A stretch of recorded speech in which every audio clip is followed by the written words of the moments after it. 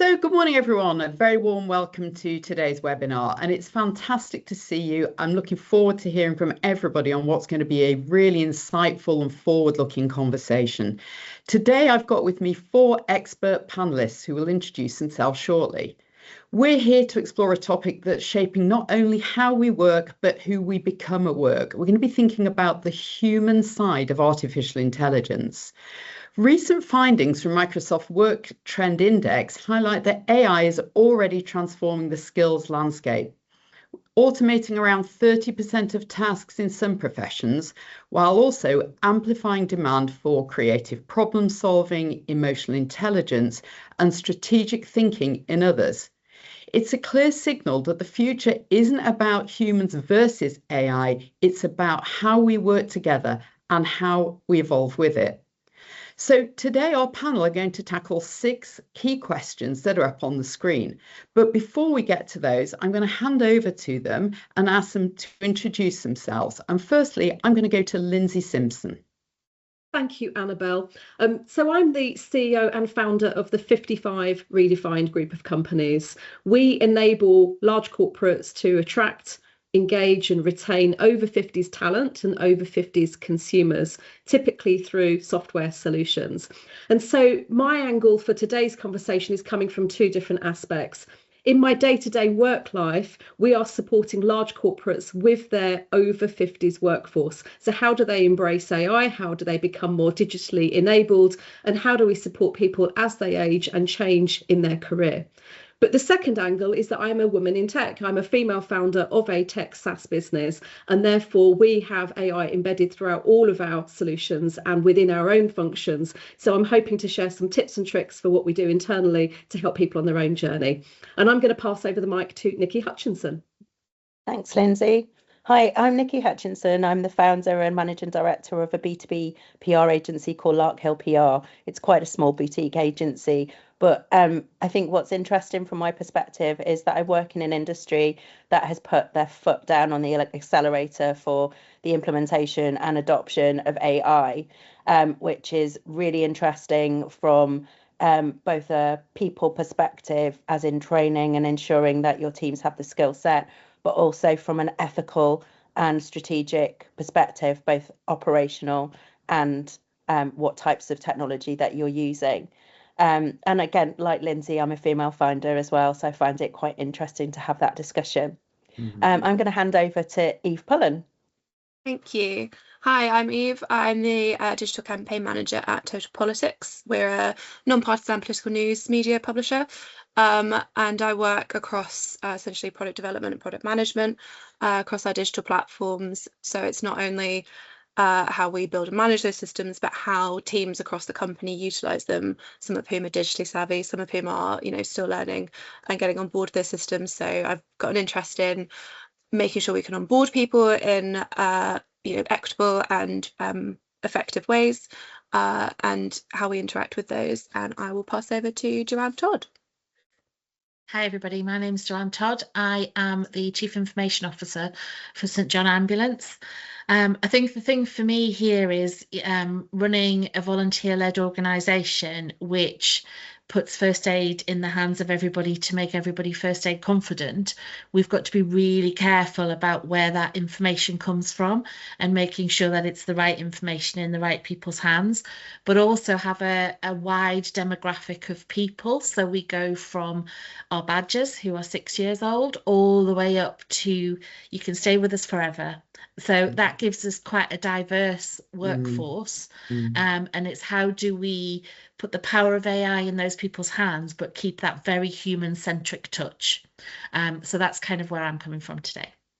Thank you to all the panelists. So my name's Annabelle Hall. I'm lucky enough to be working with InStep across the Women in Leadership portfolio of development courses.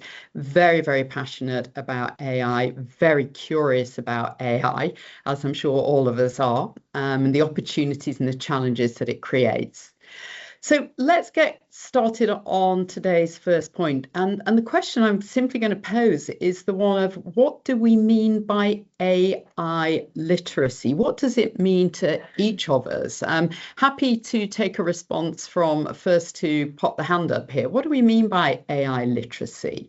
How do we measure it? What do we mean by that? What does it mean to each of us? I really want to go first on this. What's our conversation starter here? Go, Nikki.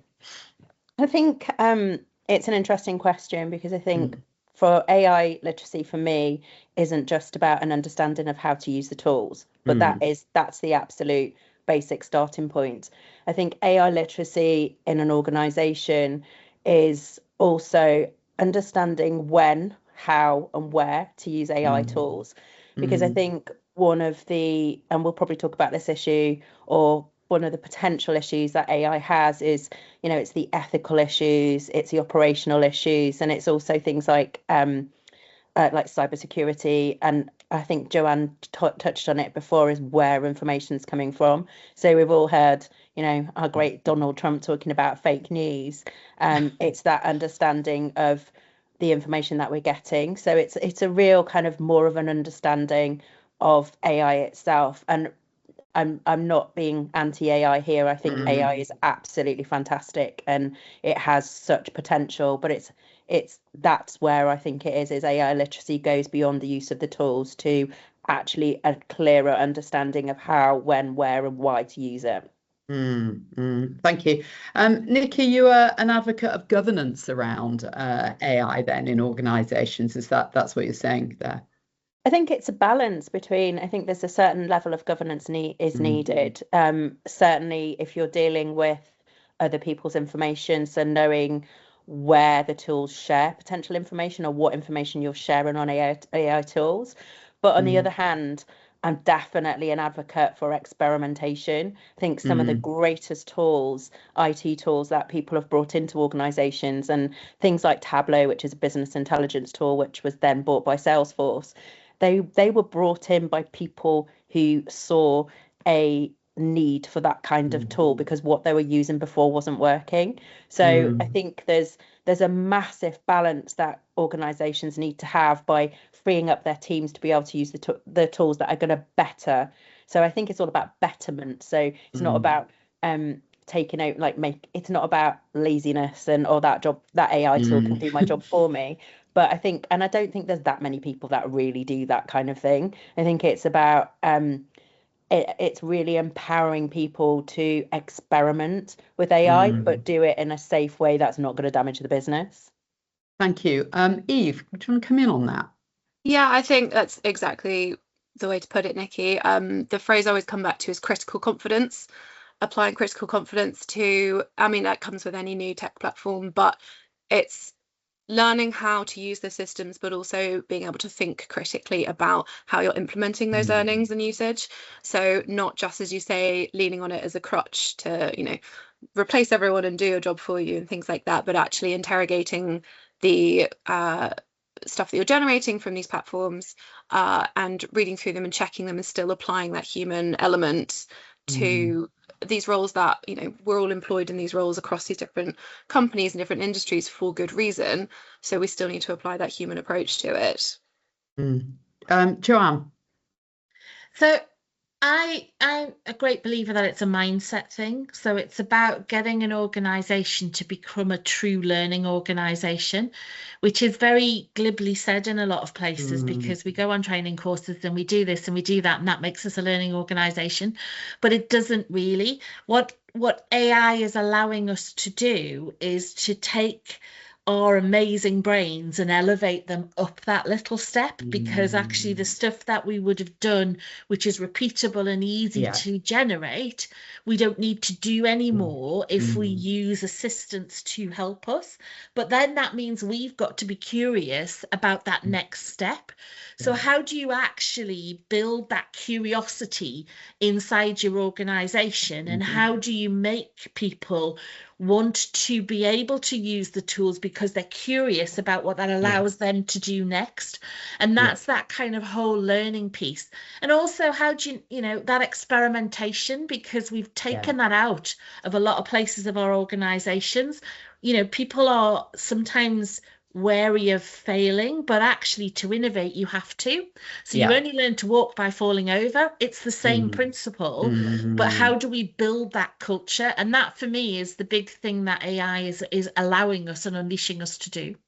Thanks, Joanne. Excellent points, actually. Lindsay.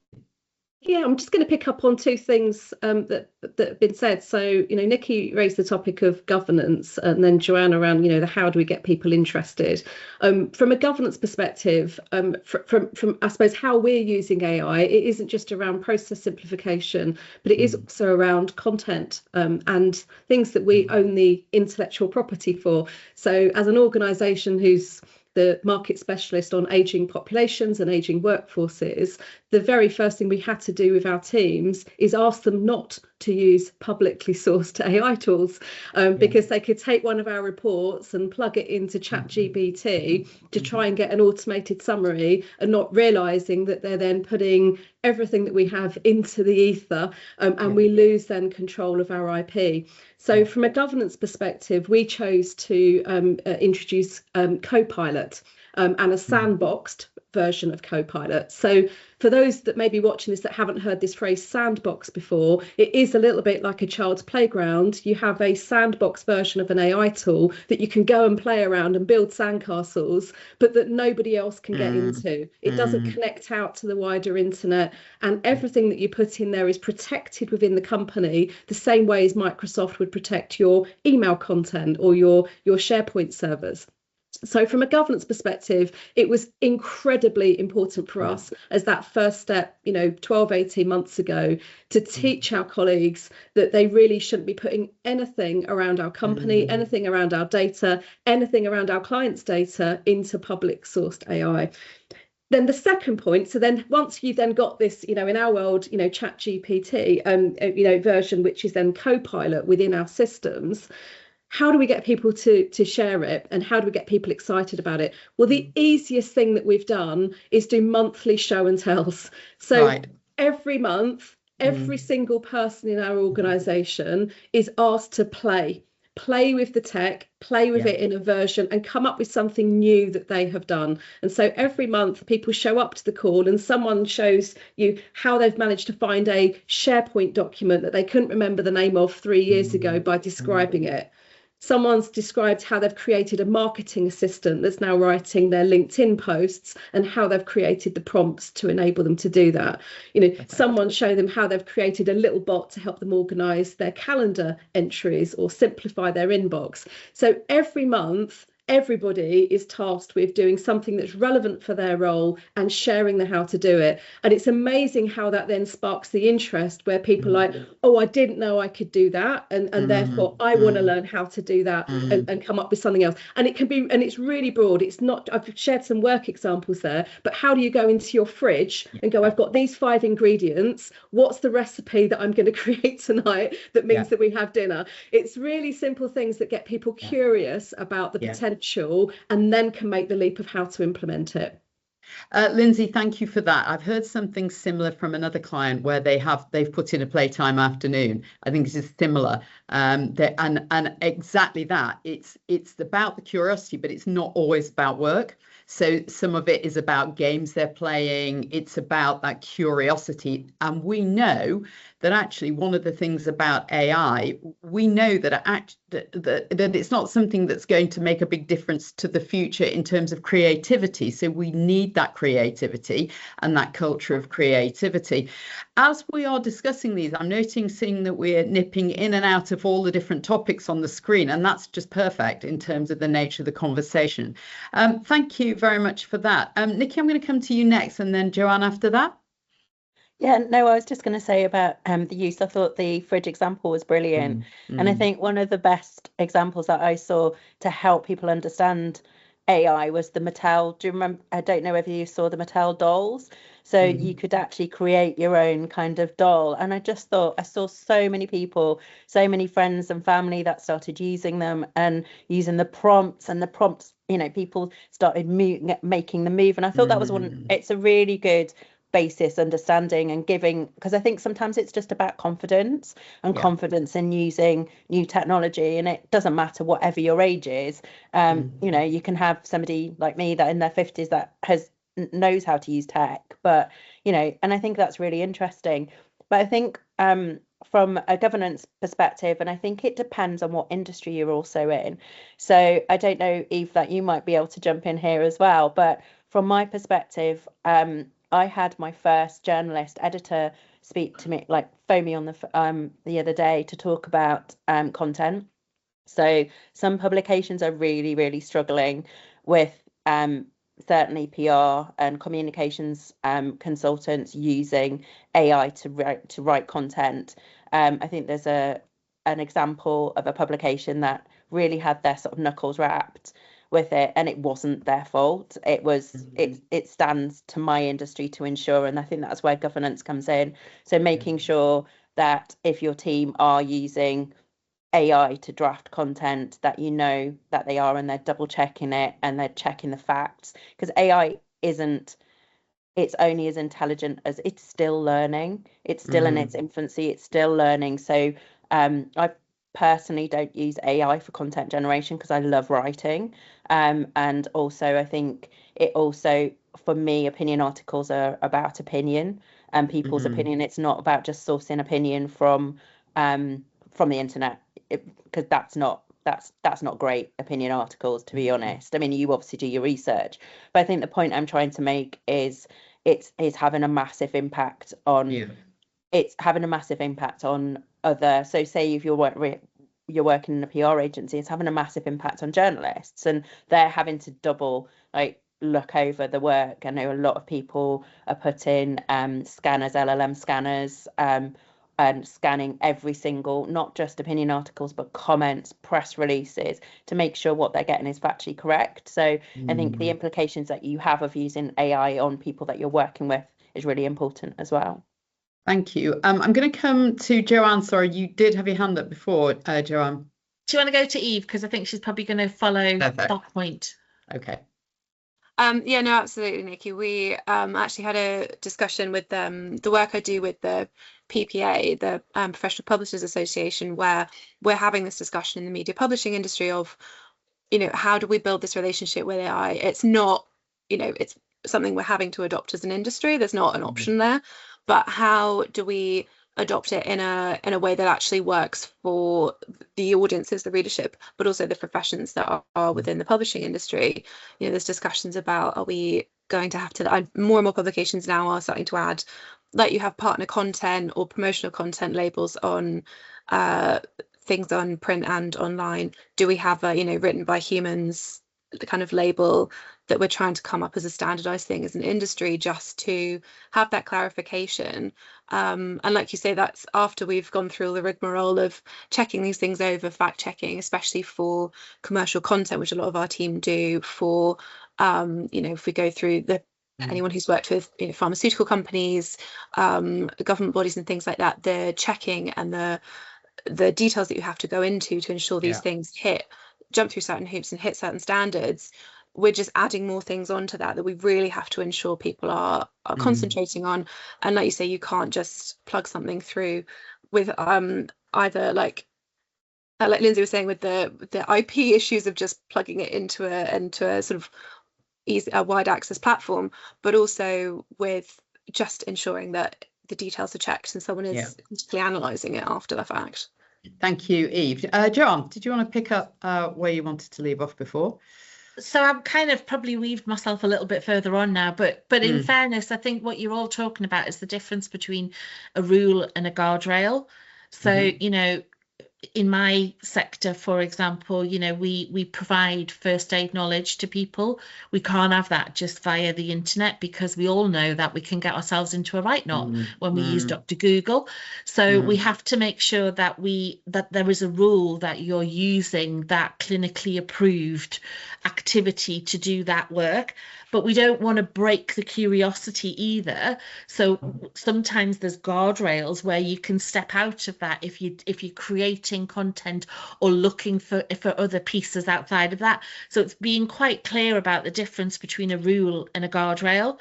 And I think inside St. John, we're trying to do things like we've set up an AI council, for example, which has a mixture of everybody across the whole organisation on it. And that's where we are looking to build more AI technology rather than just use the curiosity. But the conversation there is about, have we got the right data? Is the data governance in place? Are we going to get the outcomes? Who's going to test it? Who's going to love and live and breathe this thing? And how are we going to move that forward? But then we also have our co-piloters, who are our kind of community of practice of people who are, like you say, they open the fridge and they try and get Copilot to tell them. So I think the one we did the other week was, what's your spirit animal? And all of across all of our platforms with people's different spirit animals. So it's, how do you get the balance of those rules against those guardrails in order to allow that safe adoption of any form of that AI? Yeah, thank you. Eve, if I come back briefly on this, and I'm just going to move on to a slightly different area. Yeah, I mean, I think I'm leaning into other areas of the topics that we're going to look at anyway. Just thinking in terms of the future proofing, exactly like you were saying, Joanne, that we've got to have guardrails on future proofing skills by, these technologies are learning, and then we're going to look at systems in a year, 2 years time that are miles ahead of what we're utilizing now.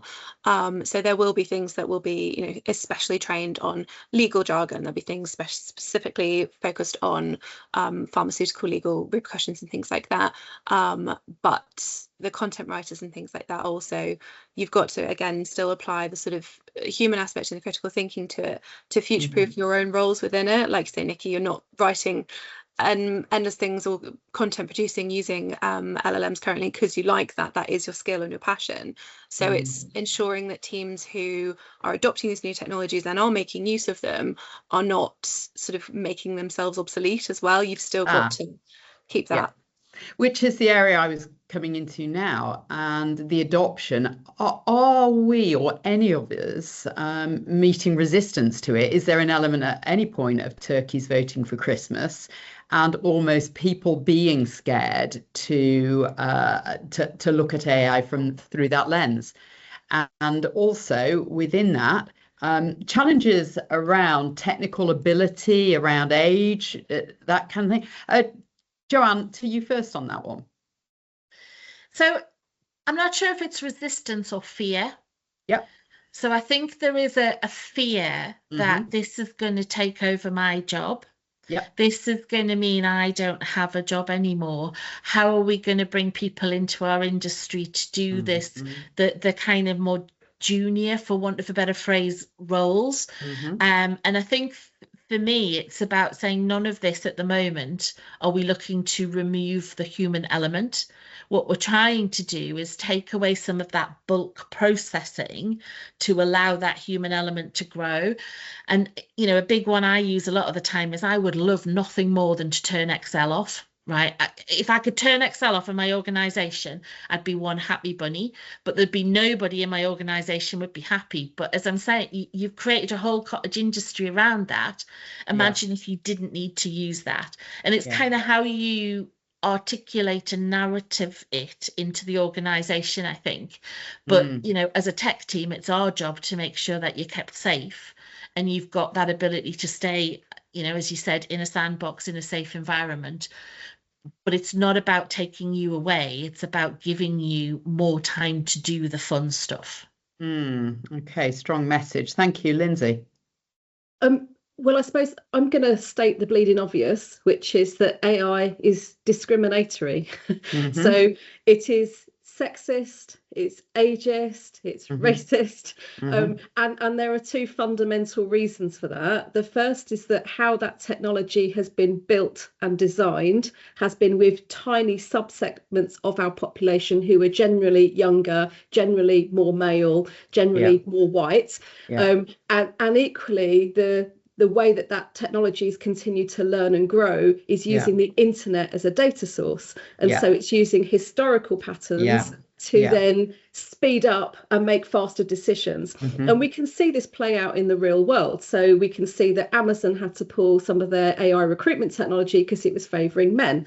We could see that in healthcare diagnoses, again, that we're seeing misdiagnoses of women because the data sets were largely looking at male symptoms. You know, we can see that in the financial services industry, credit tools have had to be pulled because they are offering much lower credit limits to women than they are men because of the historical pattern of how that lending has been allocated. So I'm using sex as the example here because of the nature of the topic of today's discussion. But we only get around that with two things. So the first is that we start to build with intergenerational teams in our business where we're representing every generation, but then fully multi-sectional teams that we're representing the whole aspect of our population. So if we think that AI needs to be our young coders, and we're not involving our 63-year-old that answers the telephone, then we are getting it wrong from the outset. Because if you're about to train a chatbot in how to streamline your calls into your contact center, you don't need the young person who can design the tech. You need the 63-year-old who knows the 50 different ways that people ask to change their address. So the first is then around how do we, really with intention, make sure that everybody is represented in those design and those training and those testing teams. But then the second piece comes back to a word that Nikki used, which was confidence. So we have LinkedIn sit on our board, and so we share the billions of data points between our two platforms. And we see that every company of every size is systematically underinvesting in their older workforce around AI skills. And that is also impacting women more than men, because women have more of a gap in their midlife and then return to their workforce in their 50s and beyond. And so they're missing out from the same level of support and education around how to be prompt engineers, how to be, large language testers. So I think whether you're an individual contributor watching this video around how do you lean in and why is it important? Well, it's critically important for society that we are all involved in this. But if you're an employer or a designer, then it's critically important that you start to bring everybody up to the same standard and you start to design it so that there are no invisible users within that tech. Thank you, Lindsay. Excellent points, well made there. Eve, in on that one, please.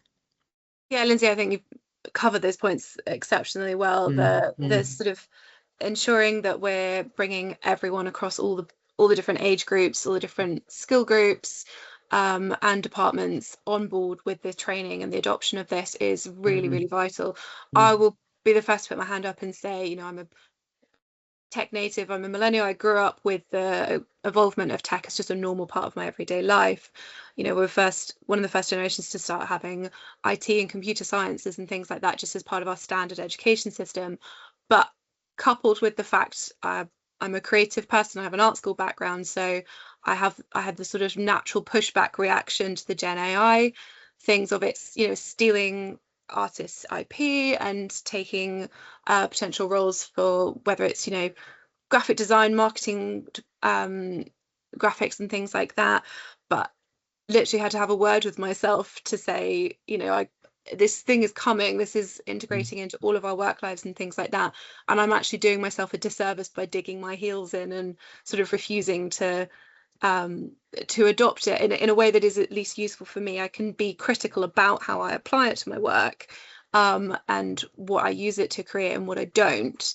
But it is on companies to help ensure that teams get involved in that, but up to the individual as well to ensure that you are applying yourself to learning these new technologies, because there will only be more new technologies as they come through. This, this is the first of a roster of things that we can't even begin to imagine are coming through.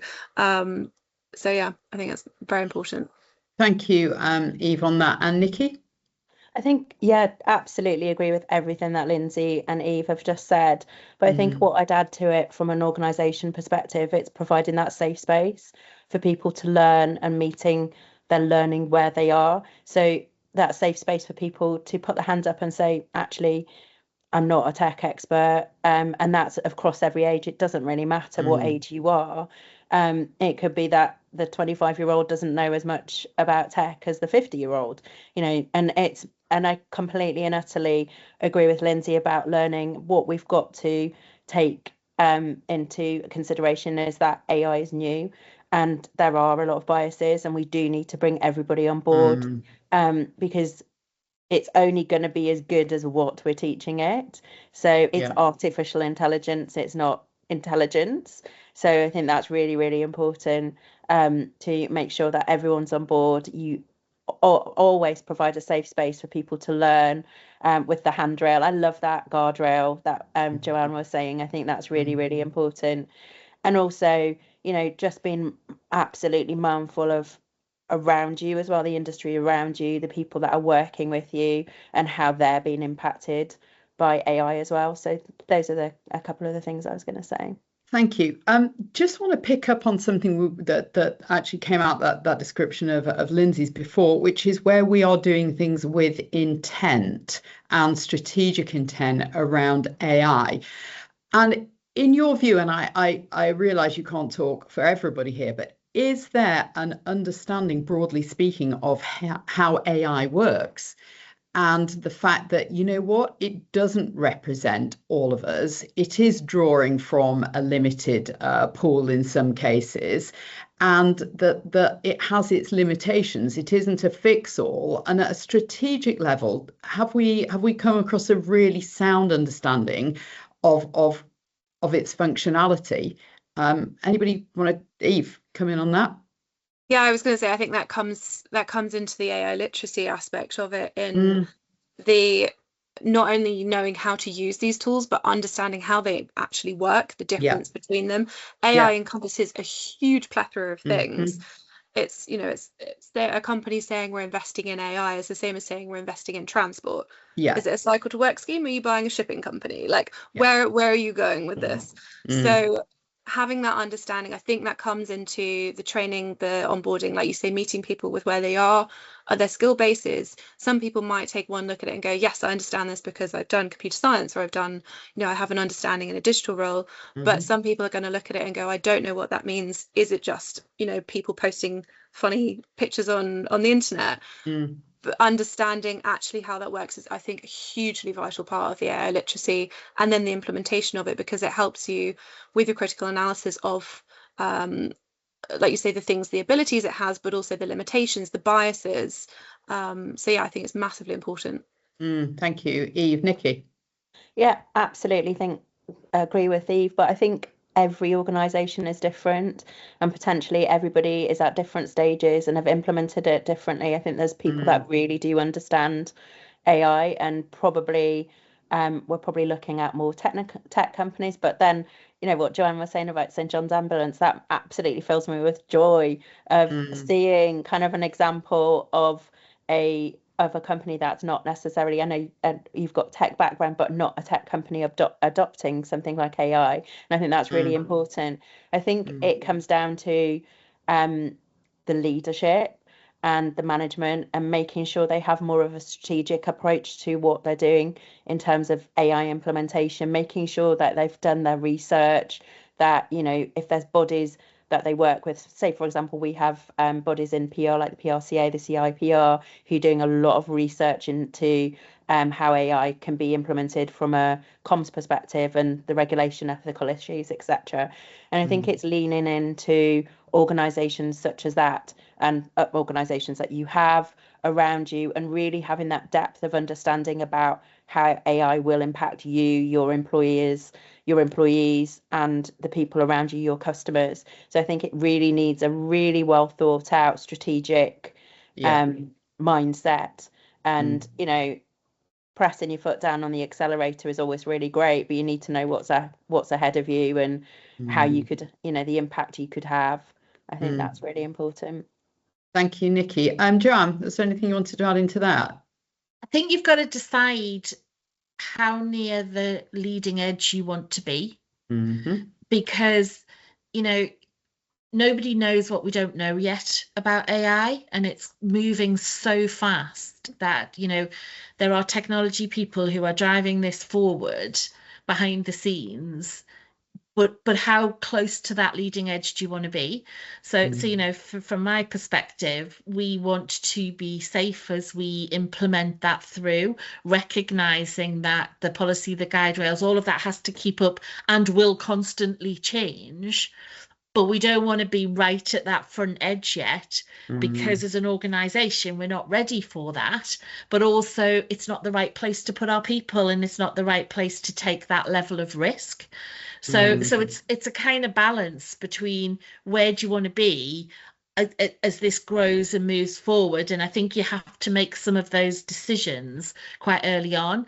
And then I often liken it a bit to cyber. You know, I expect everybody in my organisation to have an awareness of cyber, to understand a level of personal security, but I don't expect them to be a cyber expert. What I expect them to do is to live within the rules that we've put there for their safety. And it's the same principle here with AI, but I think that's more because we're not a tech company, that we have to kind of make some of those decisions. And some of the best learning is learning in a community. So who else in the not-for-profit sector has done this, and actually what effect did it have, and can we learn from some of your mistakes? So how do you build that community? Thank you, Jo. Nikki. Sorry, I was just going to add to what Joanne was saying as well. And I think one of the biggest issues that does surround AI is so-called experts. And I know it's happening in my industry as well.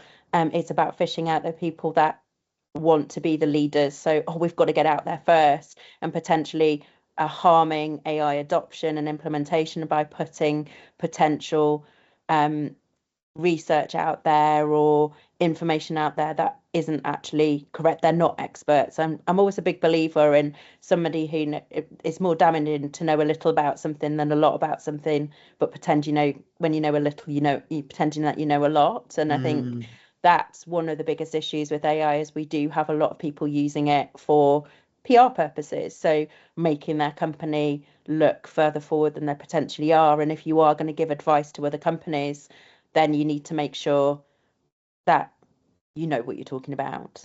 Yeah, thank you. If I were going to ask you then a couple of critical skills that you would not want to lose within your organizations as a result of AI, what would they be, folks? A couple of critical skills that you would really want to maintain and grow in this new environment with AI. How would you summarize those, Lindsay? Well, I think it's fair to say that innovation like AI needs experience. So those critical skills are typically those soft skills. So things like empathy, you know, critical thinking, complex communication, adaptability, things that also Eve made a point, a very valid point around millennials, you know, having spent their education and their work period with tech. Well, I'm a Gen Xer, so I'm level 47. I like to talk about ages in levels. So I'm level 47. People generally like to go up levels more than they do ages. But I've spent my entire working career with tech, and so as have my peer group and older. And so we were there at the forefront of tech innovation when we went from, you know, no phones to Blackberries to the internet to the dot-com boom to the millennium bug, 1999. We were all there as our systems were going to stop working and our clocks weren't going to work. And so that knowledge actually presents a significant amount of intellectual capability that we must now apply now. If you pick up any book on AI or do any learning, you'll hear about there has to be a human in the loop. And the human in the loop is typically the person with the most experience in that topic area that you're trying to learn or train, or the person with those more developed soft skills in terms Yeah. of being able to, say, well, this is great technology, but how do we convince people to roll it out? How do we convince people that this is a good thing for them? And therefore, for me, it would be around really making sure that we are understanding who are the humans in the loop going to be for the different aspects of our own organisations. Thank you very much, Lindsay. Nikki. I completely agree with Lindsay. I think from my perspective, it's around ethical judgment. So it's that human aspect, the ability to sanity check, but also critical thinking as well. So I think that comes as a whole, and I think that's where the human aspect kind of fits it. But also, if I'm going to be really selfish from a personal perspective, it's like creativity. The ability to, because quite frankly, there's some AI content, people who know how to use AI properly for content. The content is brilliant, and there's very few people. Creative AI is it's quite boring, and it makes your content look a little bit dull. And there's a brilliant piece of research by, I think it's Billion Dollar Boy. They're a social agency, and they were talking about how consumers are seeing it as AI slop, which I think is a brilliant example of just, it will get there, but at the moment, not a lot of people know how to use it properly. So to do great sort of relevant content. So I think those are the skill sets, and I totally agree with Lindsay. I mean, I really wanted to do PR around drama and theatre. I would love to do theatre PR, but I ended up working in tech. So I'm really lucky. So my tech learning was working with the likes of Salesforce, NVIDIA, F-Secure. So quite frankly, my little brain has so much tech information that I didn't need to know. I needed to know. It's unbelievable. It's such exciting. It's so that innovation and having that insight into. I'm quite a kind of I love to know everything. So I've been talking about AI for years, certainly from an internet security perspective, because it's been used for years in internet security. And the same with I worked with NVIDIA back in the day when we didn't talk about AI, we talked about machine learning. So I think it's absolutely fantastic, but I think there's a lot of, so it goes back to what Lindsay was saying about experience, kind of tapping in and leaning into people that have maybe grown up a little bit with kind of understanding tech and innovation is really important as well. Thanks, Nikki. Joanne. So back to what's been said, really, people love people at the end of the day, and people are your biggest asset. But, we used to, well, I don't know about you guys, I'm probably showing my age now, but, I used to have the Encyclopedia Britannica was in every household going. That's how old I am, right? If I gave that to my son now, he'd be like, what on earth is that? And what are you doing? But if you also said to him, I've done this search on Google, he'd go, yeah, but those 5 sites are out now because they're not real. And you need, so it's a different kind of way of doing it. But imagine if you could be treating somebody and saving somebody's life on a street while you're being talked through how to do that until such point as emergency services can get to you. How amazing would that be? And that's the kind of scenarios, but you don't want to get rid of that human helping you. I don't want a little bot to walk up and suddenly decide to do my CPR for me. So people love people, but actually, what about if we could give you all of this information at your fingertips to be a more amazing person than you already are? Thank you, Joanne. Thank you. Just thinking about having CPR from a little robot and that's scaring me. Thank you. Hope I never have to. Eve, can I just give you the final word on this one, please? Yeah, no, I think you've all covered this brilliantly. The people and the creativity of things is definitely critical skills that we don't want to lose, and that will ensure people's future-proofing in their careers and things like that. AI slop is a phrase I've heard so much online. I think it exactly that. If people are using AI, Gen AI for content delivery, for PR, for marketing, for advertising things, you can tell the same way when everyone jumped on Canva and started using Canva templates for their marketing and social media things. Suddenly everything looked exactly the same because they were all using the same templates. And now it's all got the same copy, the same buzzwords, because everyone's plugging the same thing in, taking the first thing that a Gen AI gives them and not actually localizing it to their environment and their audience. So that's definitely something I think is a really important critical skill not to lose. And the ethical judgment and critical analysis, I really like ethical judgment phrasing of that, and just being aware of the biases and the credibility of the sources that you're looking at. Just because an AI says it to you in a convincing way doesn't make it true. Like you said, Joanne, it's being able to actually analyze that and go, oh, okay, that comes from this source, but what does this other source say, because that contradicts it, and being able to critically analyze the information that you're being given, and when to use it and when to not, I think, is another one. We've not really touched on the environmental impact of AI usage, which is a big factor. It's a conversation I was having with the PPA the other day when we were having this discussion about AI sort of induction into all these industries. The reality is it uses a huge amount of energy, but the other reality to pair with that is actually most people don't care.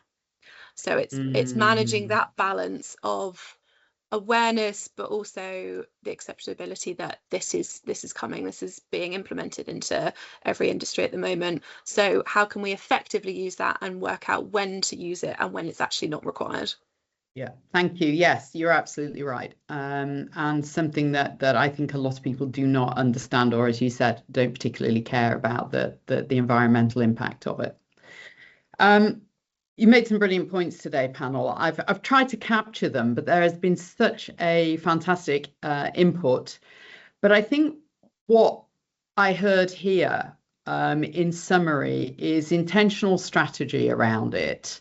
And we talked about the governance versus the guardrails, but actually, culturally, what are we looking to do? What is our endeavour with it? And we want people to be curious. And I also noted Joanne's thought was, I expect a certain, I think, expectation around people understanding what it is. And I think that's also is true. And also heard a lot of talk about skills that we wouldn't want to lose, because we don't want a bland version of our world. We want people to think critically. We want the human side of it. We don't want to lose empathy. We want discernment. I heard something around, actually, we generate with AI, but we are more around that sort of human curation of what it is that we hear. But the curiosity is really exciting that I think we're trying to create here as well.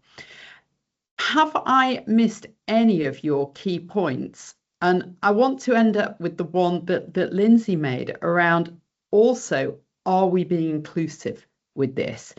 Are we being diverse in the way that we use it and we approach it? And of course, the other challenge is to senior level, who's making those decisions, and are the teams making decisions around how we use it, how we test it, how we apply it, how diverse and inclusive are those teams as well?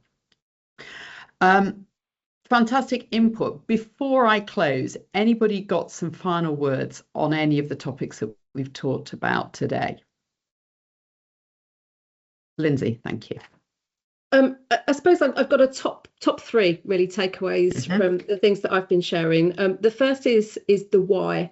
So you need to be communicating and helping your teams, your colleagues, or even yourself understand, why do you want to adopt AI? Why do you want to change your usage of this technology? And when you understand the why, then you can start leaning into the training and everything else.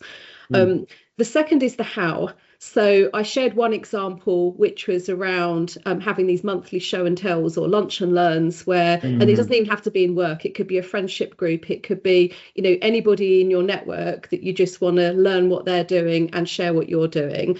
We had a little book club around it. And the favourite book that came from the team that helped them the most was a book called Co-Intelligence by Ethan Mollick. which is definitely for AI in the workplace, but to give people that have never worked in technology backgrounds that confidence. And then the final thing for me is a tip around how you use it. So my friends at LinkedIn keep telling me that we are all going to be prompt engineers. There isn't going to be a role left in the world where we're not expert prompt engineers. And so the best acronym I've seen and that works amongst our team is the GCSE acronym. So the G stands for goal. So what's the goal that you want? So when you're doing your prompt into whatever AI tool you do, what is it you're trying to achieve? My goal is I'm trying to produce a social media post. My goal is I'm trying to do a condensed report. My goal is I'm trying to improve a process. So what's your goal? The second thing is the context. So I am the CEO of 55 Redefined. We're a company that does this. The context is I want this to be something I can share with my customers, or this is a training tool. So help it understand the context. The third is sources. So do you want to go from the internet, or I want you to look at these 3 documents that I'm going to upload, or I want you to search all of our SharePoint site to see how you can find, or look at this particular website over here. And then the fourth is expectations. So what do I want as output? Do I want a Word document, a PowerPoint presentation, an Excel spreadsheet? And so what I find people losing a lot of time on is treating AI like a human, and they're having these long form conversations of not like that, make it less cheesy, it needs to be in an Excel, and yes, can you do that? But if we get really good at that very first prompt and do a really long form GCSE prompt, then you will speed up again how quickly the AI tool you're using understands exactly what you want to do and then move forward. So they would be my top 3 tips. Oh, loving your top 3, Lindsay. Anybody else got any hints, tips, things that they would take forward? Joanne? So just one to add on to that is stay curious. So that's something that's in us as humans. So keep that curiosity going. Stay curious with it. Thank you, Joanne. Nikki? Oh, sorry, you're just on mute just now. Thank you. My final one would just be make sure that everybody in the organisation has the learning and the skills that they need and feel safe in asking for the learning that they need. Perfect. Thank you, Nikki. Eve? Yeah, I think absolutely. I think we've covered it in all of those. I love that GCSE analysis. It's fantastic. But yeah, the curiosity and playfulness, keeping that with how you approach everything, and the critical and empathetic application of it as well. And I think that includes meeting people where they are at with their training and ensuring you're spending the right amount of time with the people who need it, and ensuring you're approaching the biases of the systems and companies, departments, things like that as well to reach an end goal.